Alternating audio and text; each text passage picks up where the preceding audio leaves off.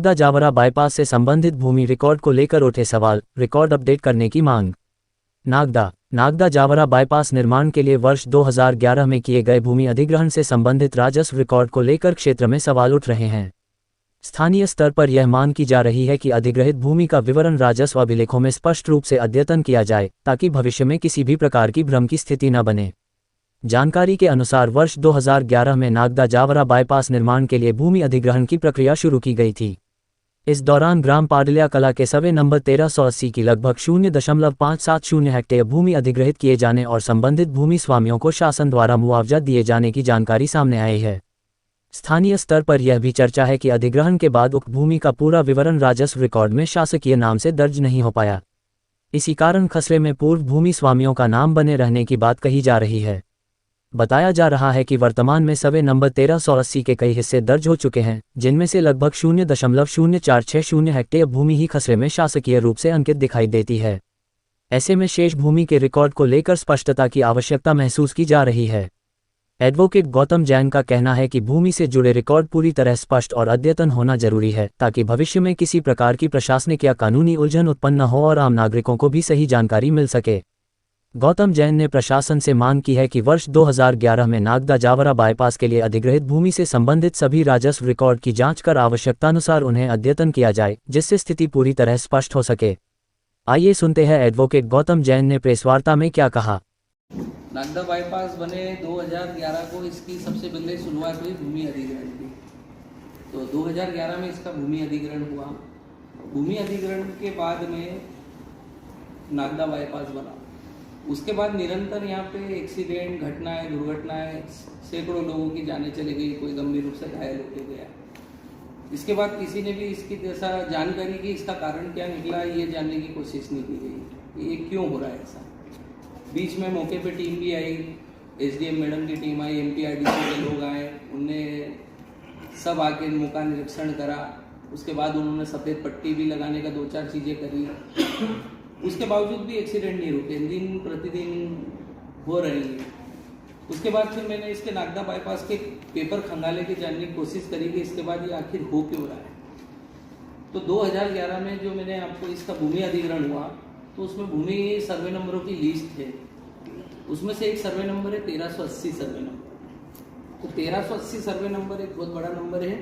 उसमें से 0.570 हेक्टेयर भूमि शासन ने अधिग्रहण करी, 0.570 हेक्टेयर भूमि, और शासन ने इसका बकायदा उसका मुआवजा भी संबंधित हितग्राहियों को उनके खाते में दे दिया। उसके बाद ये संपत्ति शासन की हो गई। मुआवजा देने के बाद में, संपत्ति शासन की होने के बाद में ये सब खसरे में चढ़ाना था इनको। तो वो जो संपत्ति 0.570 हेक्टेयर वहां पे किसी ने भी उस पर खसरे में शासन के नाम से अंकित नहीं है। कितनी जगह बताइए आपने? 0.570 हेक्टेयर। बस यहीं से इन भूमाफियाओं का, धन्ना सेठों का काम चालू हो गया।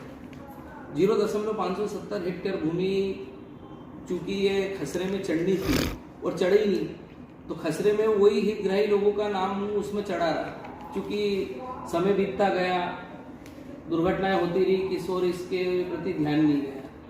तो उसके बाद क्या हुआ कि ये बिकती गई, बिकते बिकते वो खसरे में नाम होने के कारण, उसका बेजा फायदा उठाने के कारण वहाँ पे 1380 सर्वे नंबर में 570 हेक्टेयर भूमि है और 1380 सर्वे नंबर के टोटल 38 भाग है। मैंने आप लोगों को दिया है सबको 238 भाग, 38 मतलब उसके भाग। 38 में से मात्र 0.0460 हेक्टेयर भूमि सड़क के लिए अंकित की गई है। बस अधिग्रहण तो कर लिए और शासन ने अपने खसरा रिकॉर्ड अपडेट किया।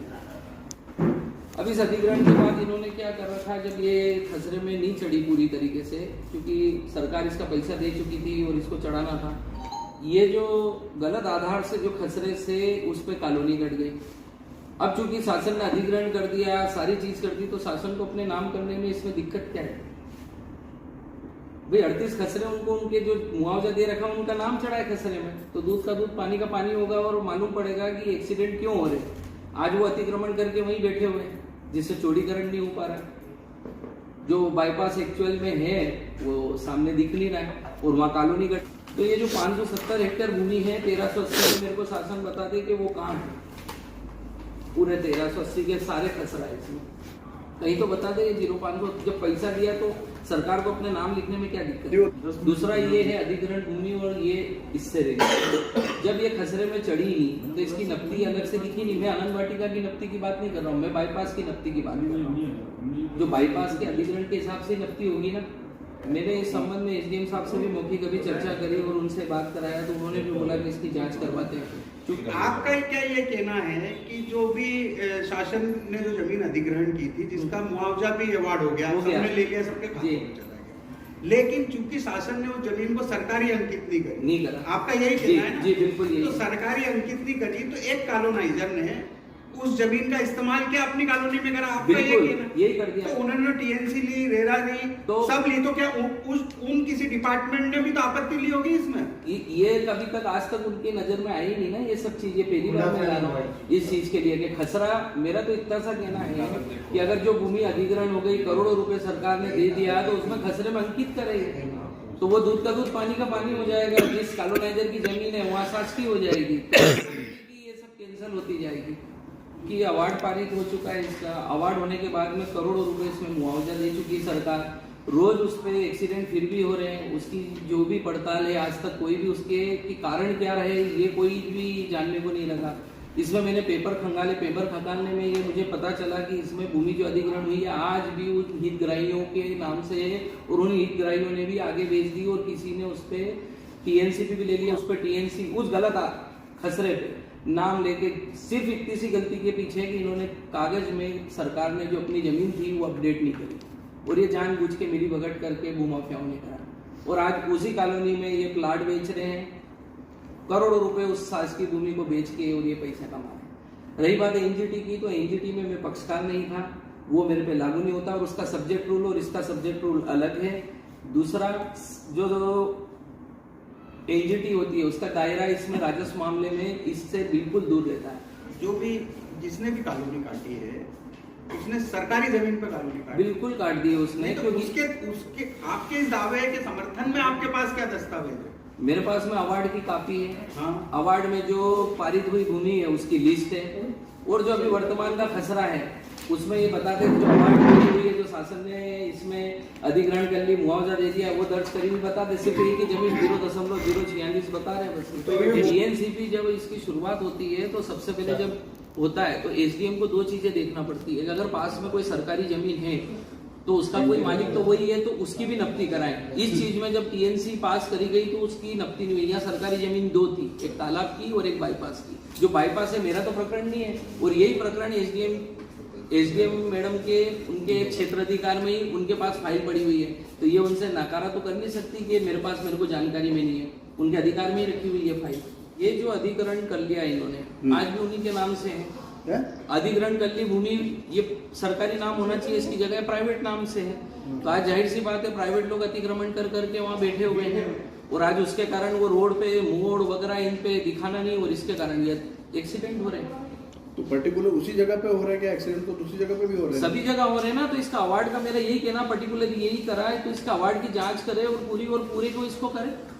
आप चाहते हैं पूरे 95 किलोमीटर में जांच हो? 95 पर्टिकुलर ये मैंने जो कागज निकाले हैं अगर ये बिल्कुल सही है तो शासन को उसकी भी फाइल हो।